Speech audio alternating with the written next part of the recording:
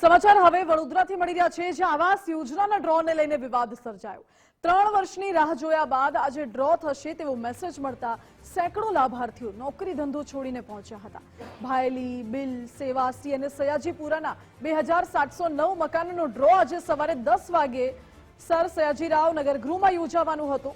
કોર્પોરેશને રાત્રે અને સવારે બે વખત મેસેજ મોકલીને લાભાર્થીઓને બોલાવ્યા, પરંતુ સ્થળ પર પહોંચતા જાહેરાત થઈ કે ડ્રો આવતીકાલે પંડિત દીનદયાળ ઓડિટોરિયમમાં થશે, જેને લઈને ભેગા થયેલા લાભાર્થીઓએ હોબાળો મચાવ્યો। ઘટના સ્થળે કોંગ્રેસ શહેર પ્રમુખ પણ દોડી આવ્યા હતા અને લોકોને ટેકો આપ્યો। ત્યારે હવે હાઉસિંગ વિભાગના અધિકારી વસંત સિંગલે કહ્યું છે કે સંજોગોવશ ડ્રો મુલતવી રાખવો પડ્યો છે। પણ કઈ ડ્રો થયો નથી અને હમણાં બધા ભેગા થયા છે, પણ કોઈ કાર્યકર્તા કે કઈ નોટિસ દેખાઈ નથી અત્યાર સુધી। અને જ્યારે મેસેજ એવો આવ્યો છે કે 10 તારીખે સયાજી નગરમાં ડ્રો છે તો તમે આવી જજો, પણ કોઈ દેખાતું નથી ડ્રો।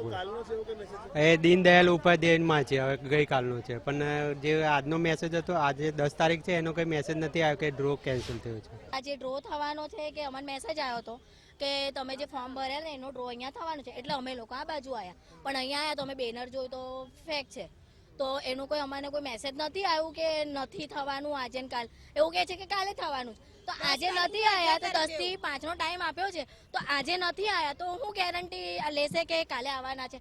પબ્લિક રોજે નોકરી ધંધો છોડીને આવી રીતે જ અહીંયા રોજે ધક્કો ખાશે। લોકોને આશા હોય છે કે અમે જે ફોર્મ ભર્યું છે તો આજે અમારે મકાન મળી જશે।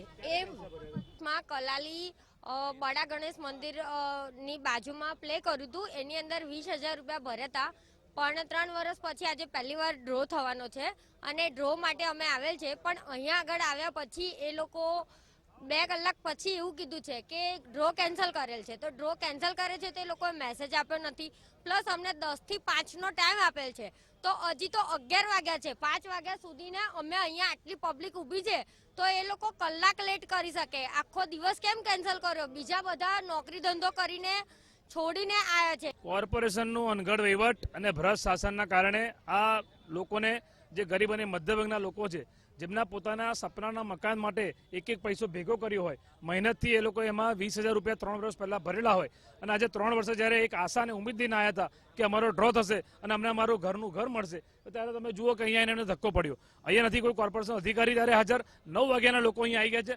લગભગ 500 થી 700 લોકો અહીંયા ઉપસ્થિત હતા જ્યારે અમે અહીંયા આવ્યા, અને નથી કોઈ બેનર લગાવીને જાણ કરી। જે વિડીયો કોલ કરીને સિંગલ કરીને જે અધિકારીને જાણ કરીએ છીએ તો એવું કહે છે કે અમે બધાને મેસેજ, આ બધાને કોઈના મોબાઈલમાં મેસેજ નથી આવ્યો કે આજનો ડ્રો રદ થયો છે।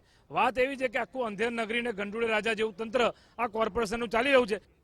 વડોદરા કોર્પોરેશનના કારણે આવાસ લાભાર્થીઓ પરેશાન થયા છે। લાભાર્થીઓએ પાલિકા વિરુદ્ધ સૂત્રોચ્ચાર કરીને રોષ વ્યક્ત કર્યો છે।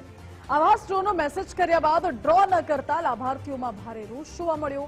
ત્યારે પાલિકાના હાઉસિંગ વિભાગના અધિકારીએ નિવેદન આપ્યું છે, કહ્યું છે કે 2709 મકાનો સામે 3043 લાભાર્થીઓએ અરજી કરી છે। તમામને બે વખત મેસેજ મોકલીને ડ્રો થશે તેવી જાણકારી આપી છે કે સંજોગો વસાત આજનો ડ્રો મુલતવી રાખવામાં આવ્યો છે। આવતીકાલે ડ્રો થશે તેવું અધિકારીએ નિવેદન આપ્યું।